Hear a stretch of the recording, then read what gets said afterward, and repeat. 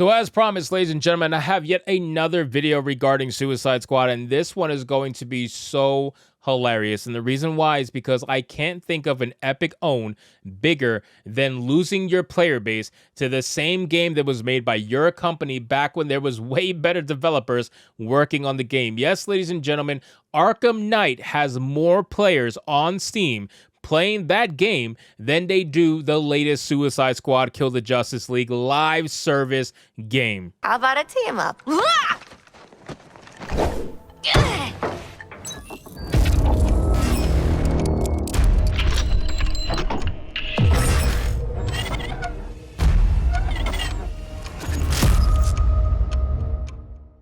Think about that for a second, ladies and gentlemen. Think about how sad that is that Arkham Knight has surpassed Suicide Squad.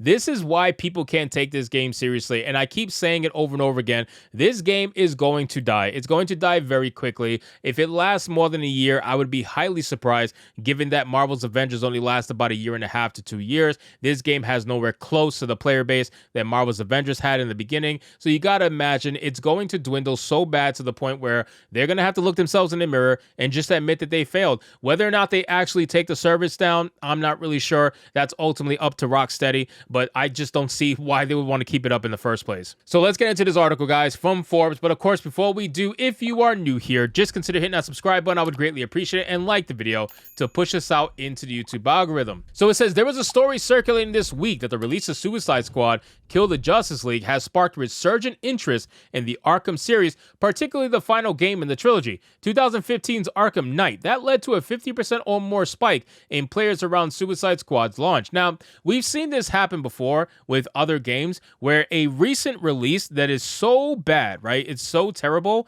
will eventually make people want to go and experience what they know is a better game or a better series overall. In this little situation here, clearly the original Arkham games, the Arkham trilogy, is just so much better than Suicide Squad that it made people want to go back to that trilogy and experience it and play it again, because they were excited. They were excited to play another DC game, right? They were excited. They heard about Suicide Squad. Everybody was excited. They were ready to play. And then they realized that it's trash. Like, why would I want to stick around and play this? Let me get a refund and go play what was originally great in the first place. And it's not like the Arkham games don't live up to current modern day, right? Like, especially Arkham Knight. That game looks fantastic, plays fantastic. It lives up to modern day. Of course, people are going to go back and play it. Why wouldn't they?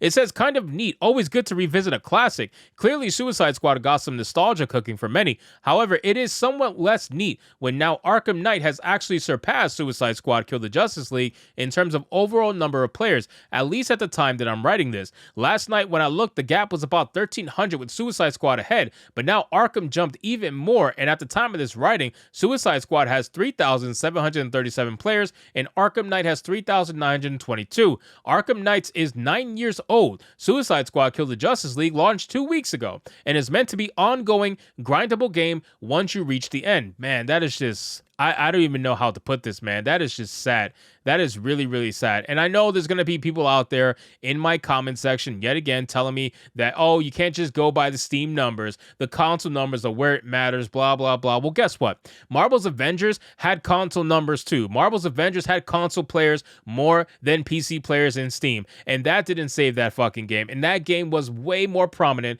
than this shit. Guaranteed. Just by the namesake alone, it was way more prominent. So I don't see them doing anything remotely worth it that's going to make people want to stick around in the long run. I just don't. And you're going to have people saying, well, if you don't like the game, don't play it. I'm not. I'm not playing it. I can clearly report on it. I'm just not playing it. It says, I do keep harping on the performance side of Suicide Squad when, despite decent player scores, the actual numbers appear to be exceedingly poor. I think this is a larger picture which raises concern, not just for Rocksteady's future live plans for the game, but I would say Rocksteady as a studio, given how much time and money was invested into this specific game. And I would also argue it speaks to the larger idea of a giant AAA investment in live looter type games if something like this can launch after so many years so flat and have 4% of the player count of Helldivers 2 less than 2 weeks after launch. Oh my god, this game has 4% of the player count of Helldivers 2. I can't even like mathematically, I can't even perceive that in my brain about how embarrassing that is. That must be so like you are DC, right? Like you're DC Comics, you're Rocksteady Games. You guys must have much more of a namesake than Helldivers 2, at least to the point where you should be able to at least get close to their numbers or even maybe match their numbers. You're not even getting 4% of their numbers. Wow.